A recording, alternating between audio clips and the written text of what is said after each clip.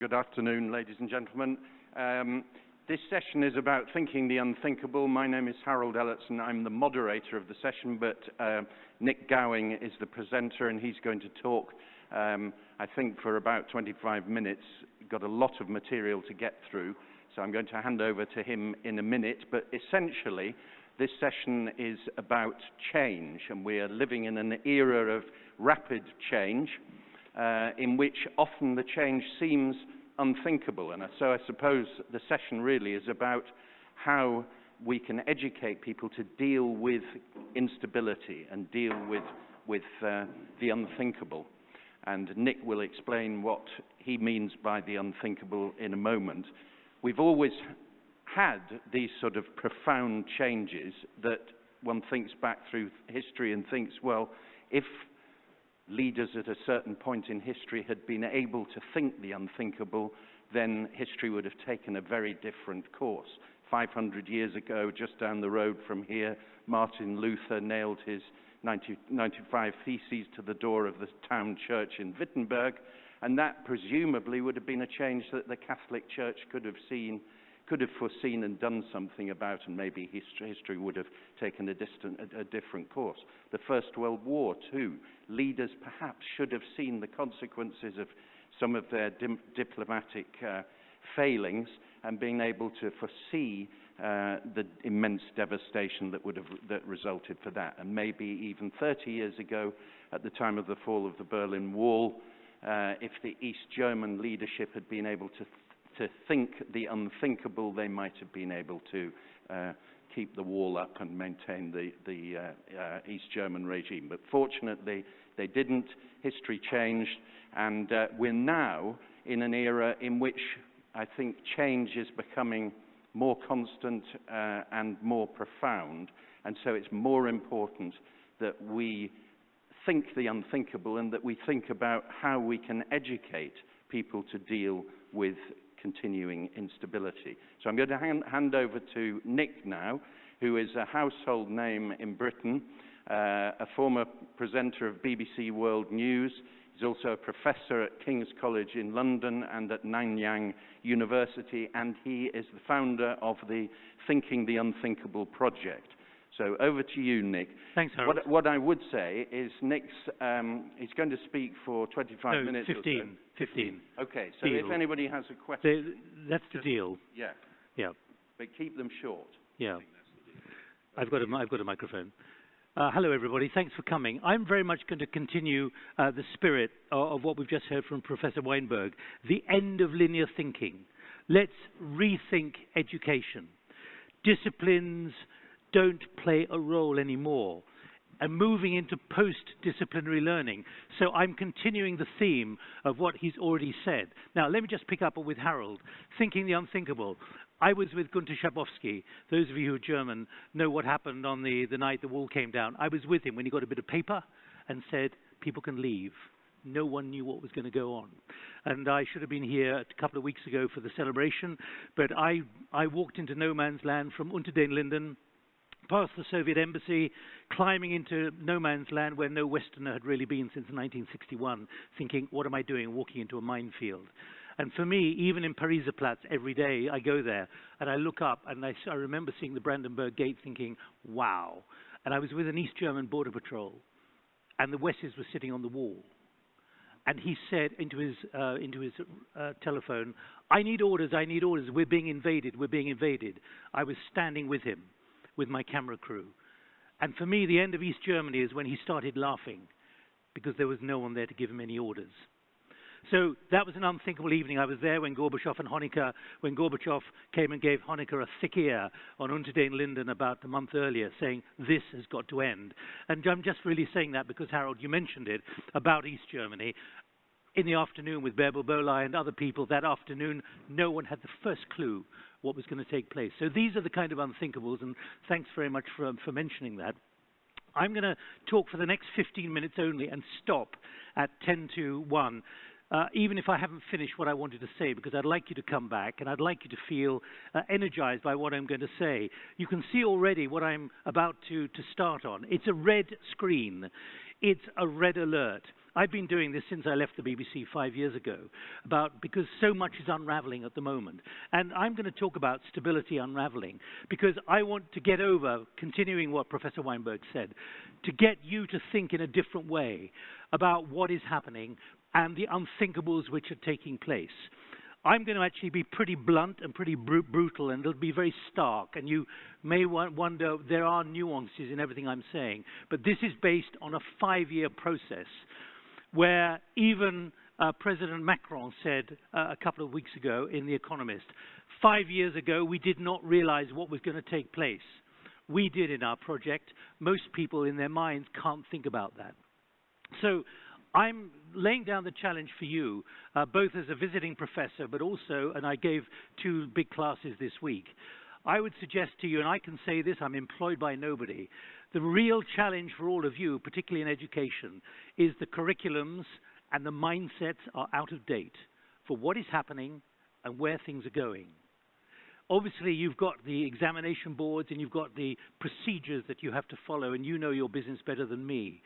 But what I'm doing is talking to people at the highest levels of government in the corporate sector, and they're all scared.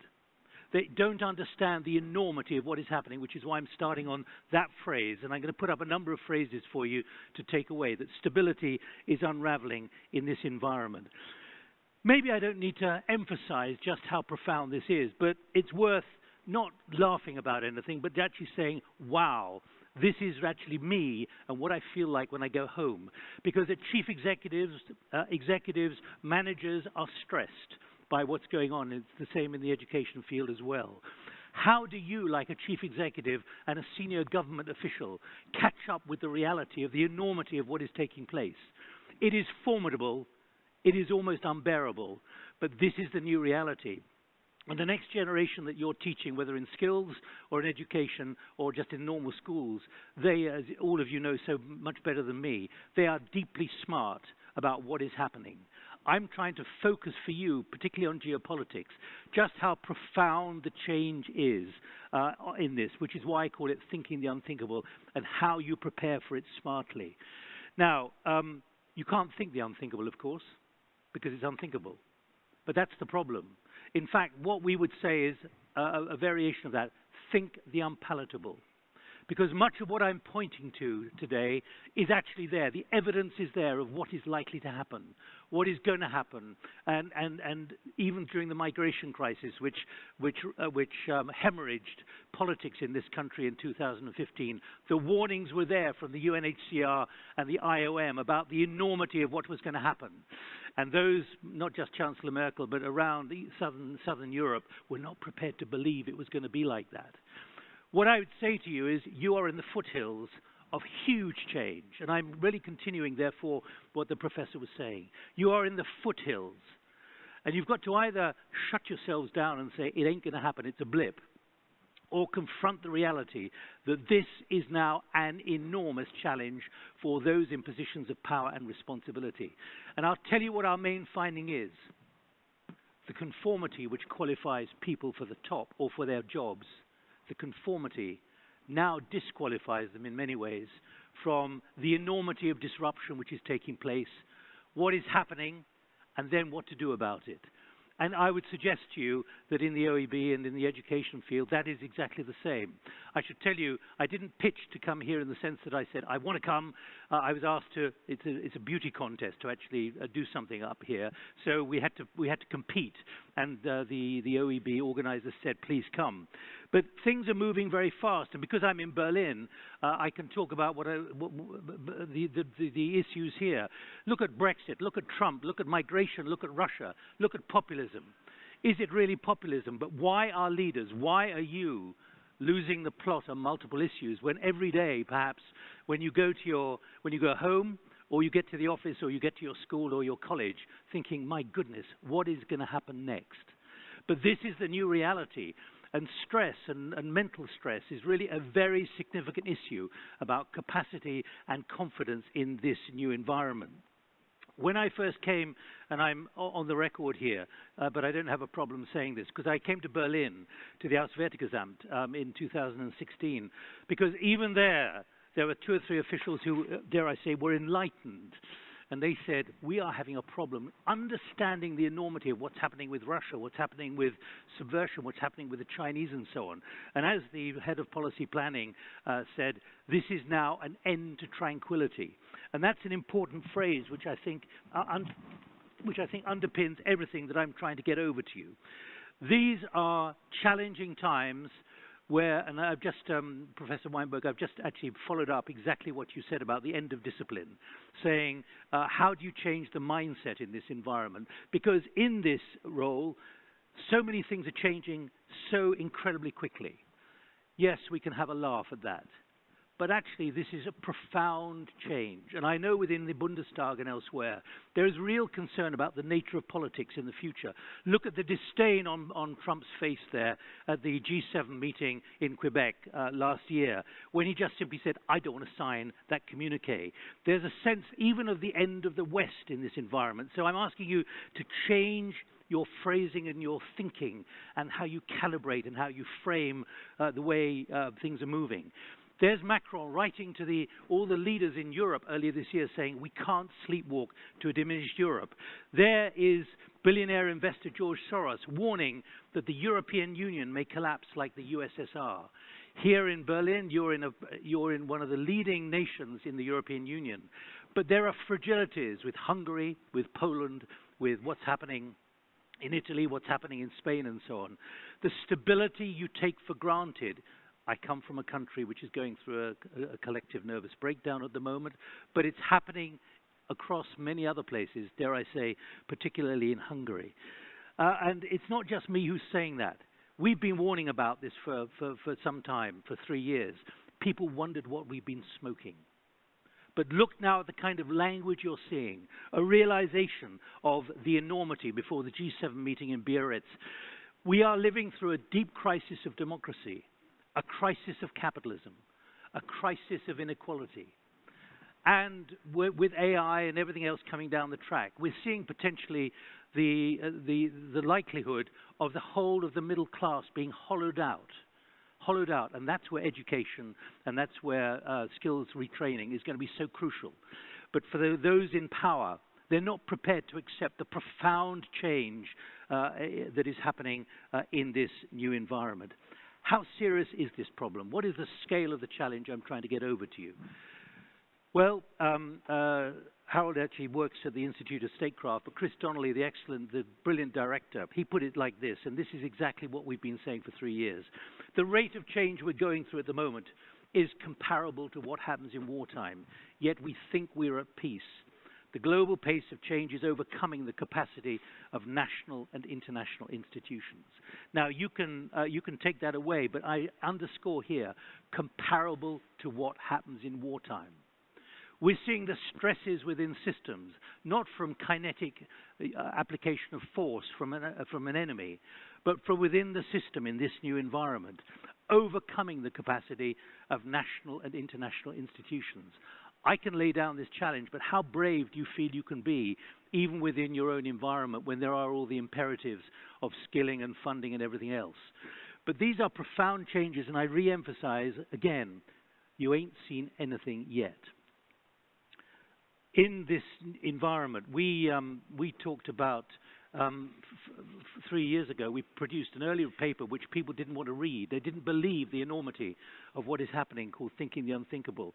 And we put it like this, and this was on the front cover of the Chatham House World Today publication every 2 months. But this is their cartoon, not ours. Leaders, people like you, who are struggling to find their way through everything, struggling to see where the light is, struggling to even stay upright, hacking their way through the jungle. And I put this up there, not because I come from Britain, but because of what we said 23 days before the Brexit referendum. And this has relevance to all of you, and I'm going to read it to you. This was in the United Kingdom, a majority could vote in June to leave the European Union. In the United States, the presumptive Republican presidential candidate is Donald Trump. Britain now to the EU, President Trump. To express incredulity is not a political judgment. Until a few weeks ago, what many viewed as outlandish unthinkables were not even being considered or investigated as part of corporate or political risk assessments. Now they have to be. That was 23 days before the Brexit referendum. And I put that up there not just because I come from Britain, but this is about a political analysis. And it's just one of many examples I could give you. Look at what the former British Prime Minister has now said. I'm sorry, I failed. And there are two reasons I'm going to put this up here. There he was at number 10 saying, I deeply regret the outcome. I accept my approach failed. The decisions I took contributed to that failure. I failed. But this is what I want to get over to you. Wherever you're coming from, he did not fully anticipate the strength of feeling that would be unleashed, both during the referendum and afterwards. I'm truly sorry. He didn't, as a leader, really appreciate the strength of feeling that would be unleashed. And also, he said, we didn't understand the physics of policy have changed. Feelings were prioritized over facts. We looked at data. We could see that people were pushing back against everything. And that's what we reported, even though people thought we were smoking something in this environment. So I move this forward in my last 3 minutes before I'd like you to come in, because within the political class and the leadership class, and I'm summarizing pretty brutally here, you're seeing a sense of it's going to get back to normal quite soon. That is not an assumption you can make anymore at all. In Britain, we've gone through the political firestorm, and we've got, as you're, I think, about to see here in Germany and elsewhere, we're seeing the steps now in leaving old tribal politics behind. But I come to this in ways which we've been warning about for 2 years. Most of you who take classes, whether it be at student level or the earlier levels, will be feeling the downdraft of the anxiety, the frustration of the next generation. When we first raised this 2 years ago for the climate emergency, again, people thought, no, we're leaders. We will be able to handle this. But I'm putting this up there because, of course, what is happening at the Brandenburg Gate today. And my son, who lives in Berlin, will be there as well. And I'm going to go there after this, because you are seeing a profound challenge to stability, a profound challenge to the assumptions of what leadership is about in the Fridays for Future protests. And it's building fast. And to put it bluntly, those at the top are going to be caught with their pants down. And when your pants are down and you start running because you're panicking, you fall over. The speed of this is enormous, and I don't really have to drum this in, but you're seeing an inversion of where power really lies now. Many of them don't have the vote yet, but you're seeing an inversion of power because of the climate emergency, hastened by the new figures from the reports in the last 3 or 4 days. These are deeply troubling times, and you will be feeling it probably where you're working at the moment. And the kind of things in which you are dealing with, not just because of Greta, obviously she's a symbol, but it's this phrase, your house is on fire, I want you to panic. And it's not just about the climate emergency, it's about power, it's about influence, it's about that conformity. Now, I can stand here and challenge, and I can get on a plane, and that'll be it. But on the other hand, and it's a very short session, what we see is gatherings like this, after 3 or 4 hours, an incredibly energetic discussion of, yes, that's the way I'm feeling. How can we get around this? So what I've tried to do in a very short and probably unsatisfactory way is try to turn on the light bulb and say there are many people out there, if you're thinking like this, who are saying, yeah, that's me too, in this new environment. These are enormously challenging scales of challenge. And one senior person who contributed to our work said, what we're facing now is every day walking into our offices like the kids or into our classes, and it's like eating an elephant in one mouthful. Eating an elephant in one mouthful because of the enormity of what now has to be embraced and what has to be tackled. So think of what you might want to raise in this environment, please, and because I've got another 5 or 6 minutes, and I'm not trying to avoid having a discussion about this, but I want to leave you with one further thought. Not just because of what's happening in Italy, not just because of what's happening in the Alternative for Deutschland and what you've been experiencing here in Germany. I'd like to leave this other one phrase for you to think about. It's easy to talk about populism And you can see that among the next generation in universities, in colleges, and you can see that among the teenagers and also those who are under 11 or 12, who are just as influential on their parents. The chief executive of Shell complaining, observing that his 9-year-old daughter said to him, "Dad, I believe Greenpeace more than I believe you." So we're seeing activism, and that is having a profound effect on the societal fabric. Populism, I'd suggest it's one further than that. Is it just populism? Easy to say. My final thought is this. It's not populism. It's gone one stage further. We call it pushbackism. It's pushing back against the system, pushing back against whatever you don't like, pushing back against what you feel is not justified, and pushing back against something, including the corporates and the governments who don't represent the way you're thinking. And that's what we've been through in the United Kingdom. It's happening in Hungary. It's happening elsewhere. And it's happening in classrooms. I was pleasantly surprised. I was lecturing to 75 on Tuesday at King's College. Many of them came up and said, "That's exactly what we're thinking." So I leave that thought, Harold. Thank you very much, Nick. Can I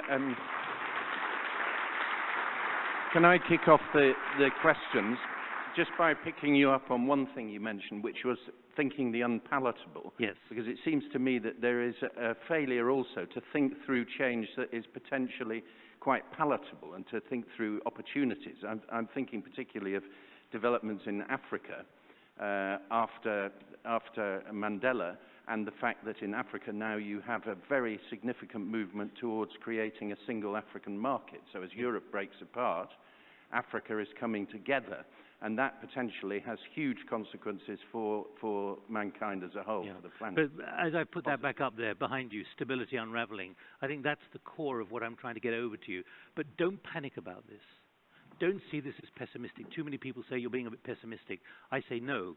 If you're good at your job, you're actually being realistic. You're not being neither pessimistic or optimistic. You're saying, this is the data, this is what I'm seeing, these are the dynamics which are underway. Let's find ways to get around it. We say very strongly in all our work, and I'm more than happy to engage with any of you afterwards, this is about how you thrive on change, how you get emboldened to handle this at every level, whether you're a CEO or a teacher, or you're constructing courses.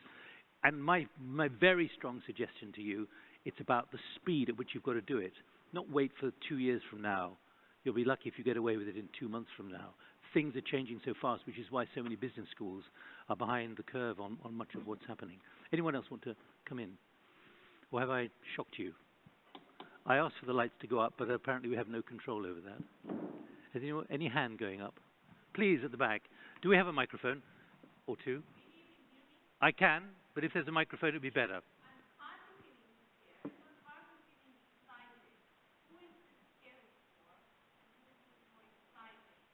Who is this what, sorry? Why don't you step forward? Yes. Harold, maybe you could share that microphone. To what extent is this scary? Because it's scary.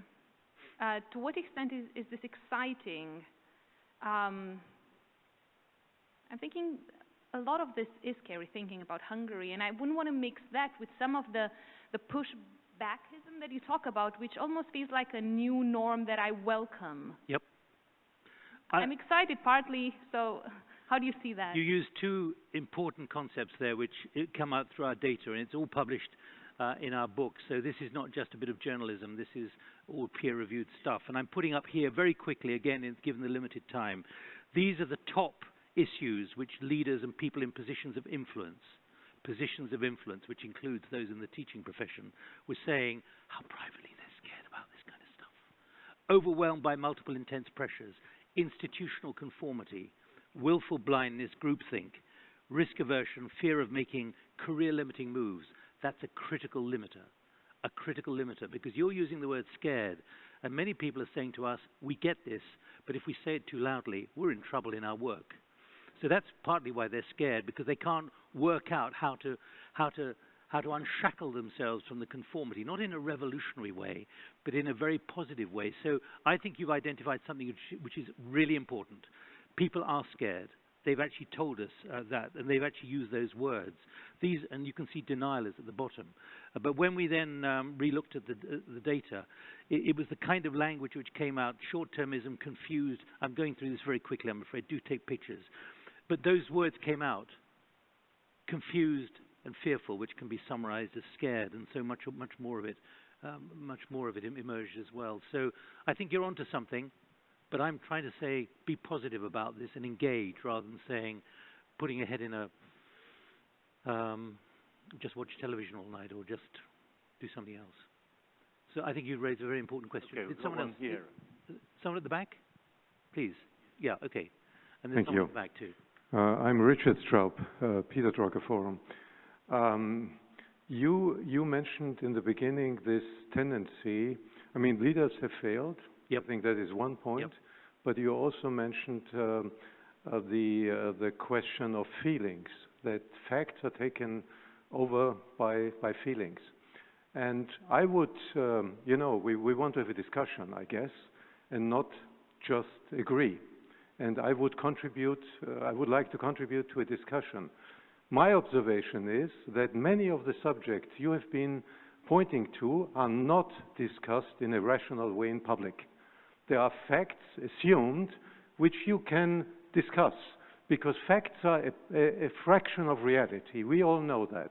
One takes the facts to prove one side, and the same facts are used. It's a question of our reason and of our rationality as people, as human beings. And my biggest concern currently is that there is no real discussion. It's all there, and we have to panic, and we have to be, change was there all the time. We have gone through the biggest areas. I mean, we had world wars. We had the biggest change with the East and West changes. So I'm just saying, we should have much more of a rational discussion on subjects which are currently even pushed back for having any open discussion on them. Because if you say something, you're immediately put into a corner and said, you are a denier of whatever. And that's my personal concern. All I can say to you is yes, you're right. There needs to be much more of a discussion. And I think, including Joe Kaeser, the group chief executive of Siemens, he's saying big challenges, societal instability are coming down the track here. These are unthinkables. And can you get the microphone to the gentleman at the back, Harold?